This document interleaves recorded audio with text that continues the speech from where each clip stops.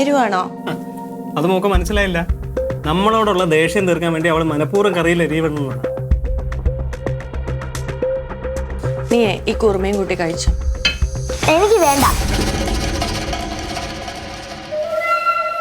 എന്താണ് നീ കാണിച്ചേ? എത്ര കുഞ്ഞുങ്ങളെന്നറിയോ ഒരു നേരത്തെ ഭക്ഷണം കിട്ടാതെ വിശന്ന് വലയുന്നേ? കഴിക്കടി. എന്താ അഹങ്കാരം നിനക്ക്? കഴിക്കണ പറഞ്ഞേ. കൊച്ചിനെങ്ങാനും അടിച്ചോണ്ടല്ല എന്റെ കയ്യിൽ നിന്ന് നല്ല വാങ്ങി.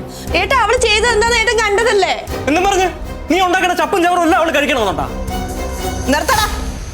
അവൾ ഉണ്ടാക്കണതേ ചപ്പ് ചവറാണെങ്കിൽ കണക്കായി പോയി. നിന്നെ പോലെയുള്ള കന്നുകാലികൾക്ക് ചപ്പ ചവറുകൾ തന്നെ ധാരാളം. അമ്മ ഒന്നും മിണ്ടാതിരിക്കോ? കൊച്ചുനാള് മുതലേ നിന്റെ തീട്ടവും മൂത്രവും കൊരി നിനക്ക് വയ്യാതാവുമ്പോ ഉറക്കം ഒളിച്ചിരുന്ന് നിന്നെ ശുശ്രൂഷിക്കുന്നതേ നിന്റെ തന്തയല്ല, നിന്റെ അമ്മയാ. നിനക്കേ കൊച്ചുനാളില് കരപ്പം വന്ന് ദേഹം മുഴുക്കെ ചലവും പഴുപ്പുമായിട്ട് കിടന്നപ്പോഴേ നിന്റെ ഈ വൃത്തിക്കാര സ്റ്റാറ്റസ് ഉള്ള തന്ത നിന്നെ തെരിഞ്ഞ പോലും നോക്കിയിട്ടില്ല, അറിയാവോ? അന്നും എന്റെ ഈ മോളെ ഉള്ളുവായിരുന്നു നിന്നെ നോക്കാൻ, നിനക്കറിയാവോ?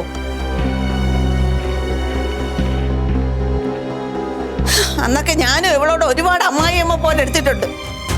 അവസാനം ഞാൻ വയ്യാതായി കിടന്നപ്പം എൻ്റെ ഈ മോനോ എൻ്റെ 2 പെമ്മക്കളോ എന്നെ തിരിഞ്ഞു പോലും നോക്കിയിട്ടില്ല.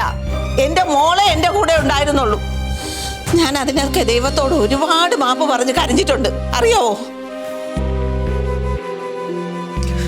അമ്മയൊന്നും മിണ്ടാണ്ടിരിക്കമ്മ. ഇനിയിപ്പോ ഇതൊക്കെ എന്തിനാ പറയണത്? ഞാൻ പറയും. എനിക്കിനി എത്ര കാലം ഉണ്ടെന്ന് എനിക്കറിയില്ല. ഞാൻ പറയാതെ പിന്നെ ആരെവനോടൊക്കെ ഇത് പറയും? നീ ഈ പാവം പെണ്ണിനോട് കാണിക്കുന്ന ക്രൂരതയ്ക്ക് ദൈവം നിന്നോട് ചോദിക്കും.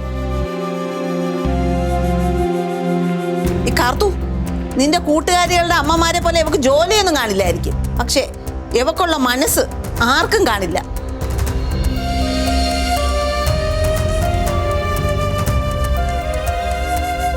ഇവളൊരൊറ്റ ഒരുത്തി ഉള്ളത് കൊണ്ടാണ് ഈ വീട് നിലനിന്ന് പോകുന്നത്.